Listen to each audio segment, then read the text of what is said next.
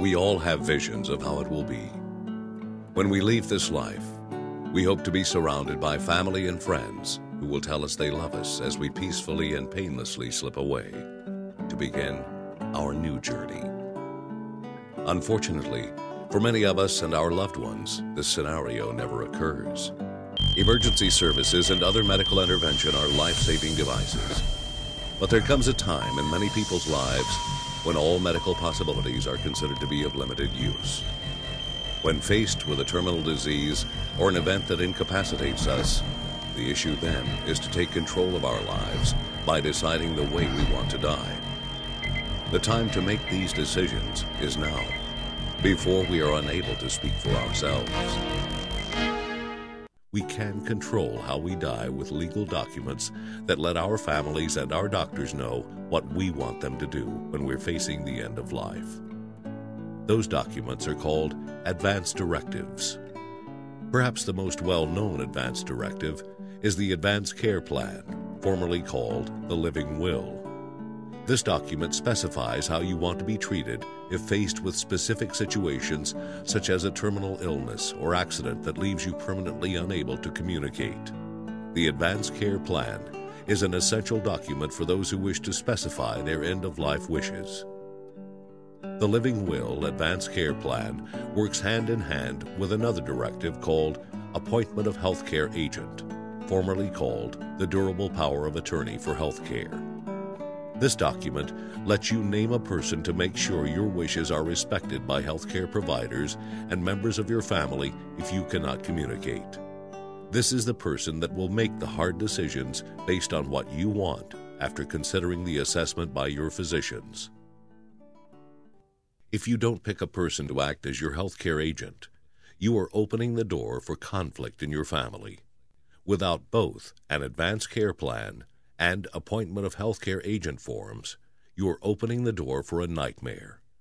A nightmare like the one experienced by the Garcia family. On that day when I brought my wife to hospice, her brother and mother were there visiting, and they came along to hospice. And when my mother-in-law noticed that the tube feeding is not being given, she questioned it. And my daughter explained to her that that is the wish of Grace. And not long from that, that was Monday, Wednesday we got a subpoena from court that there would be a hearing whether the tube feeding will be terminated or not. So in that court hearing,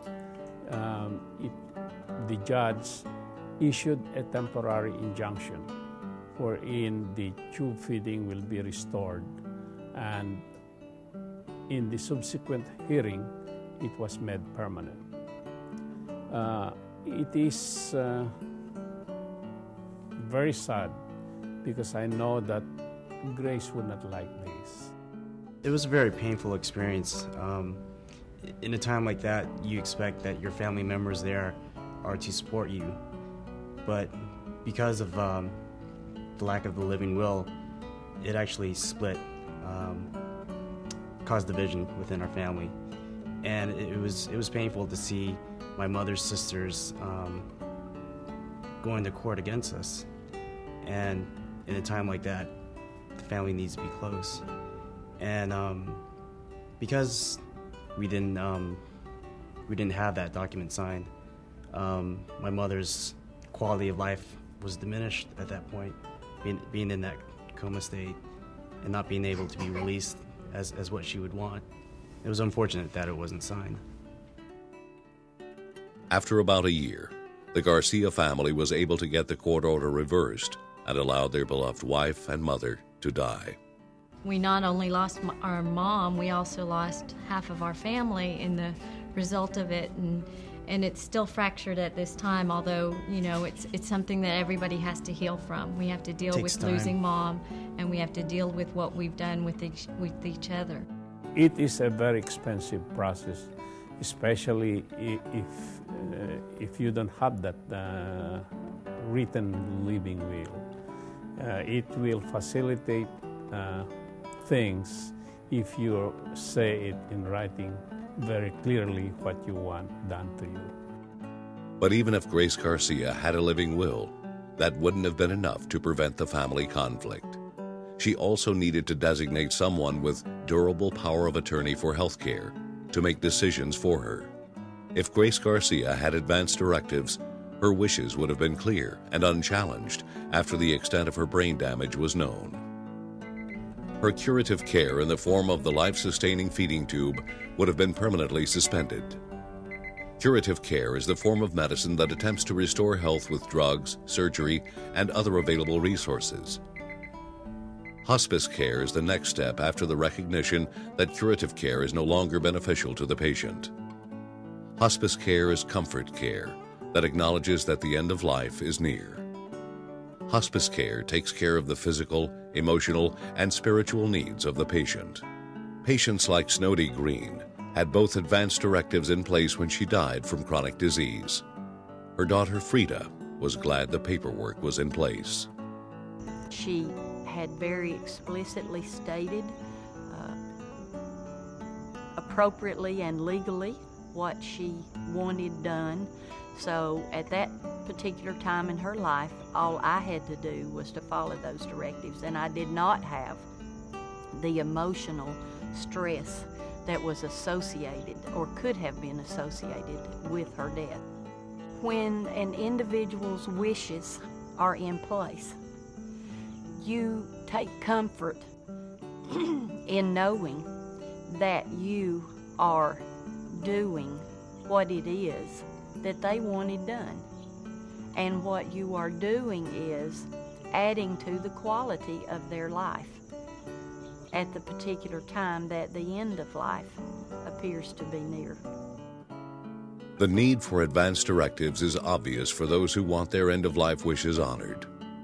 But remember, these are legal documents, and you must follow required procedures before the documents are considered valid.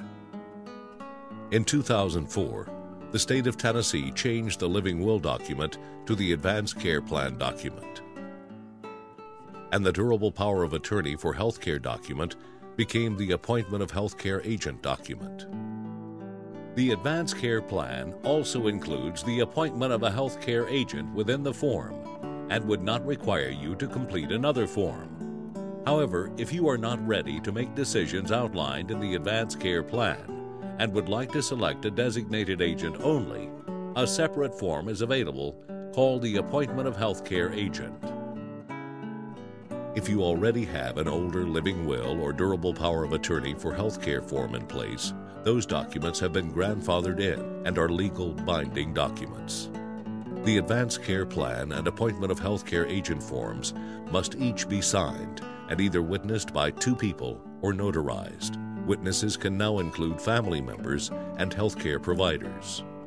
These forms are readily available from healthcare providers, legal resources, and online at tennessee.gov/health. I can't encourage people enough to have things in place. It's not an easy thing to think about.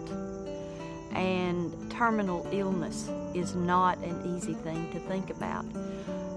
Typically, you think about terminal illness being associated with older people, but that isn't necessarily true.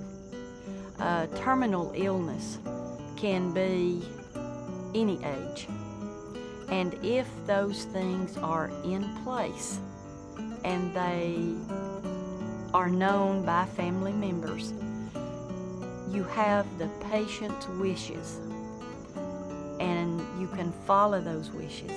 And secondly, you have comfort in knowing that you are doing those kinds of things.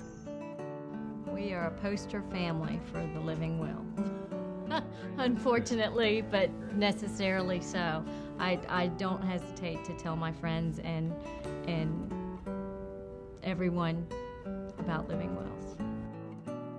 There is absolutely no question that the quality of life is enhanced for a patient when the advanced directives are in place.